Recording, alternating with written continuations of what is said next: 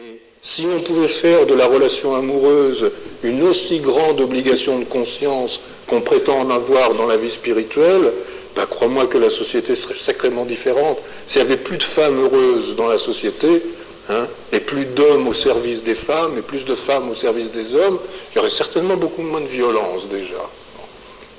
Moi, ce que je te propose là, c'est simplement une prise de conscience de quelque chose de très concret sur la reconnaissance de la limite de l'autre. Une dame m'aurait parlé, j'aurais peut-être dit, quand vous avez un enfant devant vous qui a 2 mois, quel type de nourriture allez-vous lui donner? Quelle quantité? À quel rythme? Bon, tout ça vient de quoi? De l'écoute, du respect, de l'attention, du soin, de la tendresse, de la vie.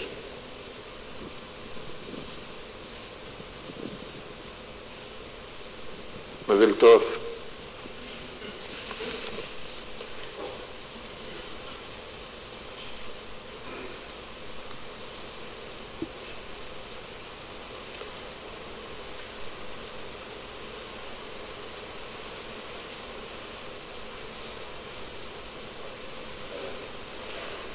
J'ai envie d'entendre un peu plus sur l'aventure, sur votre groupe. Je parle à Solaris et j'ai envie d'entendre un peu plus sur l'aventure de votre vie en commun. Comment ça se présente, comment vous vivez, comment vous décidez où aller, c'est difficile.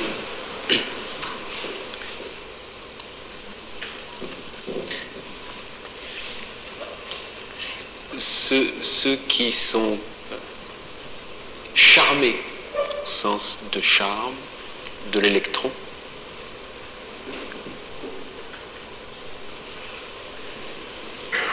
ne peuvent que me suivre. Et ma marche, c'est constamment une marche. Donc j'ai aucun lieu, vraiment. Je me vis comme un fugitif. Mais ce n'est pas conceptuel, là, je le formule comme ça, je le vis très bien, il n'y a pas de problème, je suis chez moi. Mais physiquement, je marche, je me déplace, c'est selon les courants d'air, selon la nécessité atmosphérique, psychique que ma conscience capte. C'est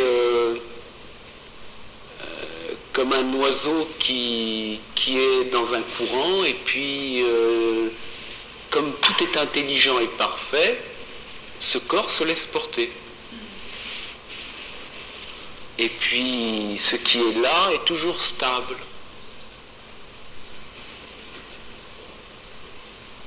Alors ceux qui me suivent se suivent en fait, ceux qui se suivent et qui sont charmés par mon suivre sont à ma suite et je les sers. Et je ne tente pas de préserver l'asservissement. Donc on se déplace en fait, c'est comme une espèce de marche constante, avec de temps en temps des points de repos qui sont selon les bergeries qui se présentent ou les lieux qui peuvent se présenter, les invitations, ça peut être le trottoir, ça peut être un peu partout, et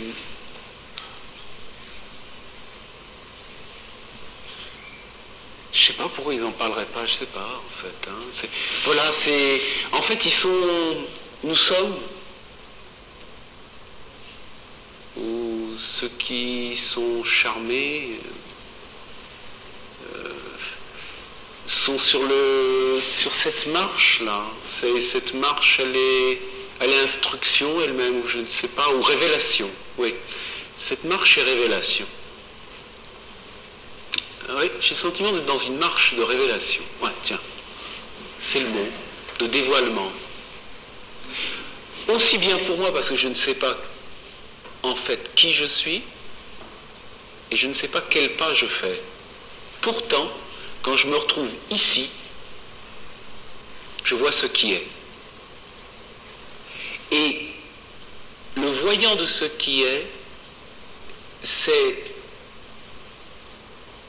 la possibilité que se déploie avec les amis, âme mis ensemble, la possibilité à travers toutes les expériences, que ce soit les boîtes de nuit comme les boîtes de jour, les bars, les milieux politiques, les milieux artistiques, les périphéries, disons, qui portent le milieu en tant que manifestation dit politique, qui n'existe pas, mais enfin dit politique, dit artistique. Par exemple, je me suis occupé des élections présidentielles dernièrement, j'ai fait tout un travail dans les coulisses avec les amis. On était aux réunions des meetings politiques, parce que je ne suis pas uniquement dans les lieux spirituels, c'est tout qui m'intéresse. Je suis appelé partout. Je vais jouer partout. Mais même dans les milieux politiques, j'arrose.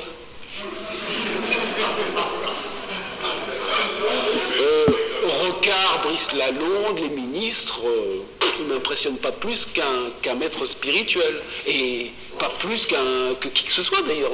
C'est la vie. Et donc je suis dans l'intelligence de cette vie. Et donc dans l'immense évidence, justement, de l'amitié.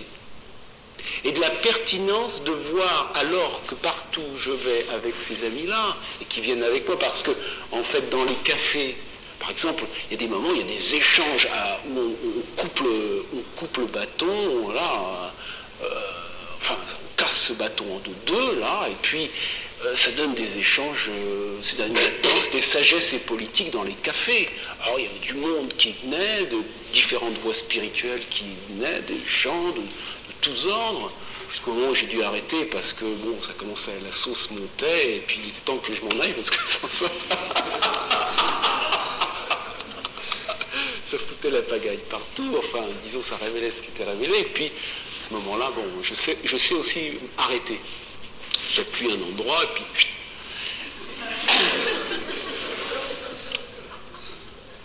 et ces amis-là qui peuvent témoigner eux-mêmes, là, bon, puisque tu me demandes, ils sont, à ce moment-là, je les contrains à l'exigence maximum, parce qu'on est constamment en danger. Pas en vérité, mais en émoi de vérité. C'est-à-dire que, justement, cette intention de l'obligation d'être conscient, sur les terrains comme ça, par exemple, il m'est arrivé d'être sur la place du Palais des Papes pendant 3 semaines, des échanges publics par terre sur le macadam, pendant 3 semaines, 10-15 heures d'affilée. Les amis qui, à cette époque-là, étaient là, et qui avaient passé peut-être des 20 ans à répéter des mantras, je caricature, mais pour donner un petit truc. Eh bien, ça leur a fait tout chose de découvrir aussi la méditation dans le chaos. Le macadam samadhi. Oui.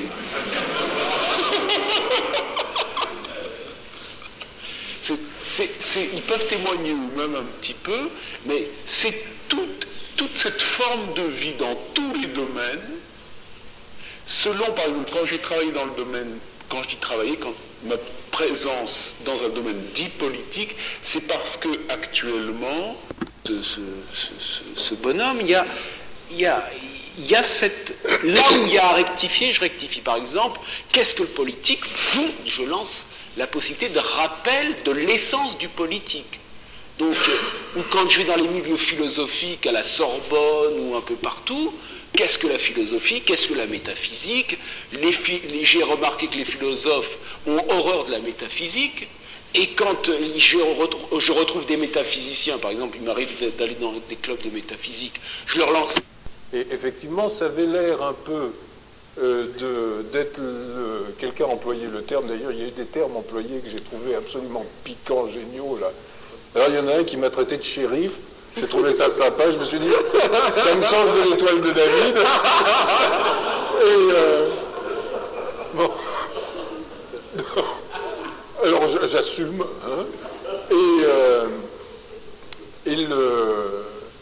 Il y en a un autre, je ne sais pas s'il est là, il en a sorti une. Celle-là, alors là, je la garde. Pas moi. Quand on est parti, on était dans la voiture, et il y en a un qui nous a traités d'éveillés aux hormones.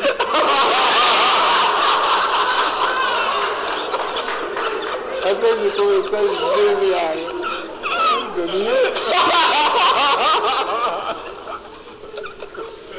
Et il fallait la trouver, celle-là. Il n'est pas là, non? Hein? Non? Bon. Et tout pas mal, oui.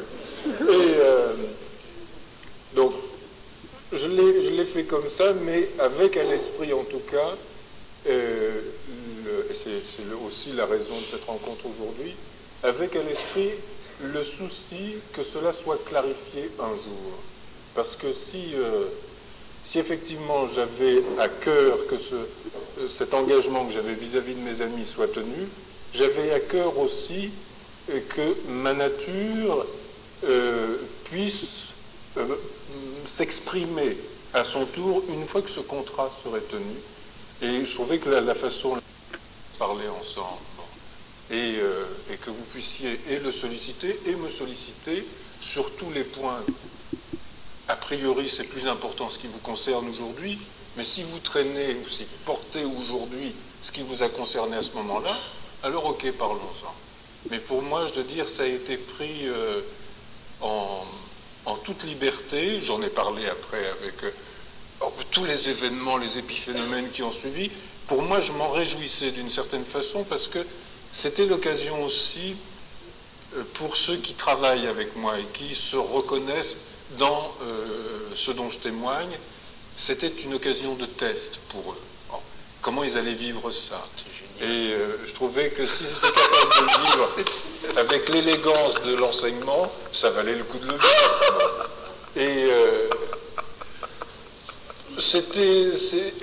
il y a quelque chose chez Solaris qui ne peut pas laisser indifférent, en tout cas, c'est la capacité d'audace.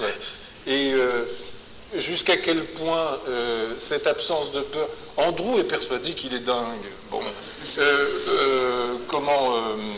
ça, c'est une question qui est importante, par exemple. Ça me semble très important. Ça, c'est important. Si Andrew est un éveillé, entre guillemets, bon, si ce que vit Solaris relève de la même qualité de conscience, ce qui pose question à ce moment-là, c'est que l'un des deux considère l'autre comme fou. Bon, ça c'est une question importante. Et puis c'est aussi péremptoire et catégorique là-dessus. Bon. Moi, je vous avoue, et je l'ai dit déjà la dernière fois, je suis incapable de dire quoi que ce soit là-dessus. Bon.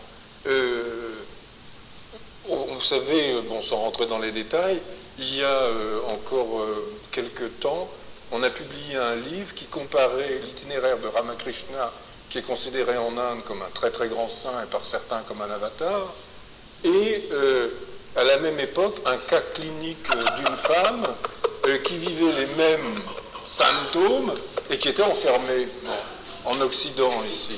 Et on a comparé les deux. Bon, c'est vrai que ça peut poser question.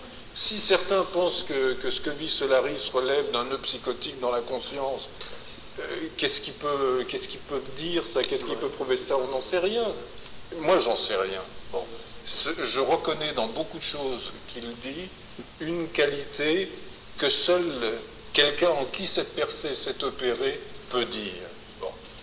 Jusqu'où cette percée a produit une alchimie, une intégration qui en fait un sage, ça c'est du ressort du regard de chacun, et c'est pas à moi d'en juger. Je dirais en tout cas, moi je l'ai dit à Solaris, comment dans mon regard il m'apparaît. Je le vois pas comme un maître, comme ce qu'on appelle, ou ce que je reconnais moi un maître. Bon. Je le vois comme un artiste. Mais un artiste d'une qualité très très unique. C'est un artiste dont la matière est l'événement. Par moments, être extraordinairement inspiré et générer dans une œuvre d'art événementielle une occasion pour certains